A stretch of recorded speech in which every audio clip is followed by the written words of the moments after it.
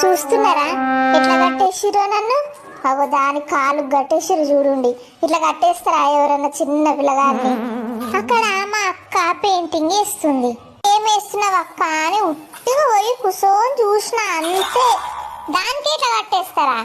అంటే నా చెయ్యి తలిగి ఆ పెయింట్ బాటిల్ పడిపోయింది అనుకోండి, అని దానికి మాత్రం కట్టేస్తారా చెప్పండి? ఎట్లా కట్టేసింది మా అమ్మ నన్ను. మా పప్పకి అడిగిన జర ఈ కట్లు ఇప్పే పప్ప అని, నీకు అట్లనే కట్టేయాలి అనుకుంటా పోయాడు. మా తాతకి అడిగినా, నాన్నకి అడిగినా, ఎవరికి అడిగినా ఈ కట్లు ఇప్పుతలేరు. ఏం చేయాలి? నా బాధ ఎవరికి చెప్పుకోవాలి? మా అక్కకే బతిమలాడదాం, ఏం చేస్తాం?